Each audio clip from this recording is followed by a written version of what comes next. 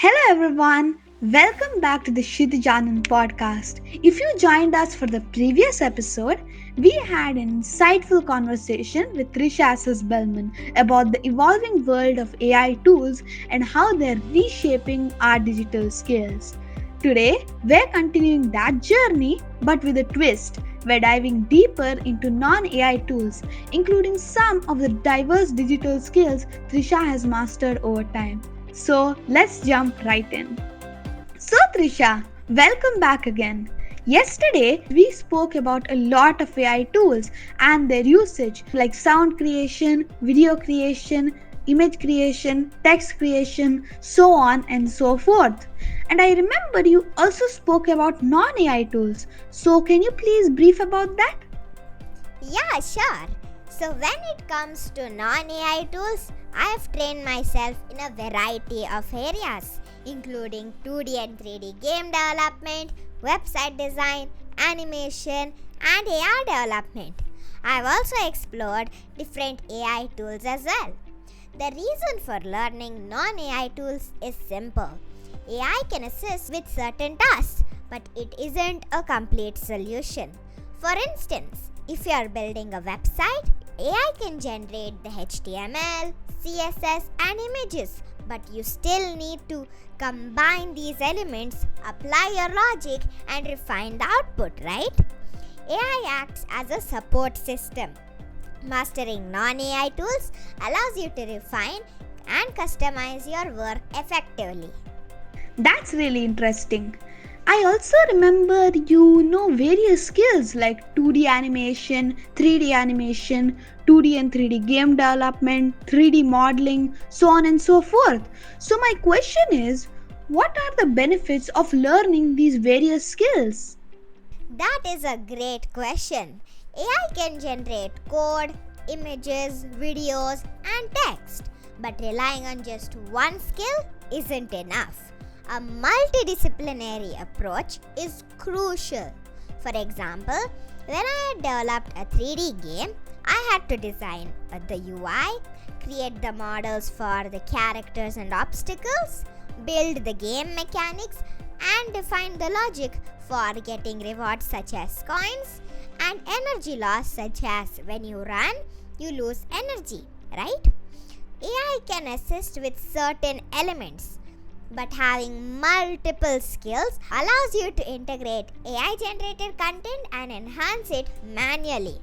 The same applies to other creative fields. AI might generate an image, but refining it with Photoshop takes it to the next level. Combining different skills with AI boosts your efficiency and creativity. Oh, that's really interesting. Well, gaining multiple skills isn't easy, right? What advice would you give to the audience on how they can learn new skills effectively without feeling overwhelmed? That's again a great question. I would recommend to start early and commit to learning for at least 15 minutes every day, because consistency is the key. Whether it's a weekend or a holiday or a school day or any day it might be, keep learning daily. Over time, all these small efforts accumulate, much like filling a bucket with water drop by drop. The goal is to learn without overwhelming yourself. By continuously gaining new skills, you gradually develop expertise across multiple areas. This approach has worked for me and it has also worked for you, right, Kshithij? You also know many different skills, isn't it? Yes, I also follow that same methodology. It has been very successful for me too. That's why I believe that it can work for anyone willing to stay consistent. Yeah, I completely agree with that. So, Trisha, I remember in our previous episode, you spoke a little bit about Microsoft Hackathon. So, can you share your experience with that? Oh, yeah, I remember that. So, I had actually participated in close to 5 to 6 hackathons on us in the same year. And there's actually a platform called DevPost where they publish different types of hackathons happening from different companies. So there, I had involved in many hackathons, one of which was about game development, another was about app development, another one of them was by Microsoft, which is a Metaverse development hackathon. Another one of the hackathons I had attended was for Snapchat, where I had to create an AR for the Snapchat platform. So there were about 5 to 6 hackathons which I had attended. Now, coming back to the Microsoft Hackathon, I got it from DevPost, and that was related to the Metaverse or mixed reality. So since I was pretty familiar with 3D modeling, and I was also doing app development and game development and many other things, I thought, why can't I try this? So I created a periodic table for my project, where people can see H for hydrogen, He for helium. That is the periodic table project which I had created for the hackathon, and created it for the metaverse world, specifically for it. And it was actually beautiful, and I even posted it on my YouTube channel, so you can check it in my YouTube, and for your audience you can send it in the description below as well, so that they can have a look at it. So now, before I speak more about Microsoft, let's speak a little bit about the journey of DevPost itself. You see, first they give you a month of time to implement this project and do the project for the hackathon. And then they ask you to record a video of the entire process of how you did it, what's your project idea, what's it all about, and also a demo of the project.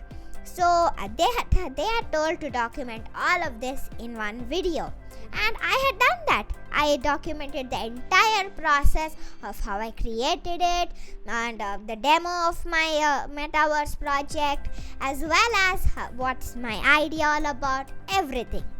And I actually got selected out of the thousands of contestants who had participated in the hackathon. So I got selected as the top 40 people who were invited for a award giving ceremony, where they had like a stage show, and there they used to give all the awards, and I even interact with the other people who had participated in the hackathon, and that was absolutely amazing. I still remember that. And I think I was about 8.5 years old when I had participated in this hackathon. So this was actually amazing.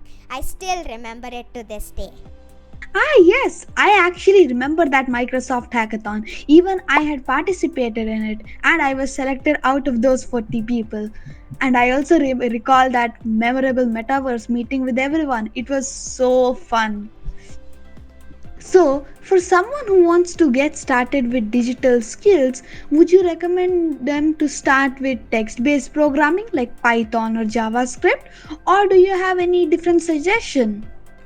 Yeah, that is actually a common question and an important one for beginners, because with AI generating code rapidly, the focus should be on understanding programming concepts rather than specific languages.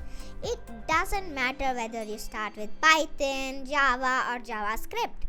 The key is learning how to think like a programmer.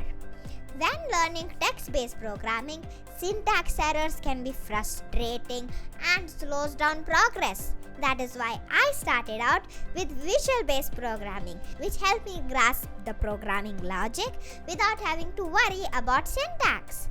Once I became comfortable, transitioning to text-based programming like JavaScript, HTML, and CSS became a breeze. My recommendation is to begin with visual-based programming. Learn consistently and gradually move on to text-based languages. This approach makes learning enjoyable and stress-free while helping you build strong foundational skills. Oh, yeah, that was really interesting. So, in this episode, we covered how mastering AI and non-AI tools can shape your digital skills and career. If you're on your own journey for learning new skills, hopefully this episode gave you some valuable insights and motivation.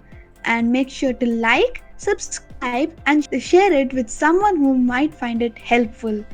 And if you have any questions for Trisha, drop them down in the comments below. Bye!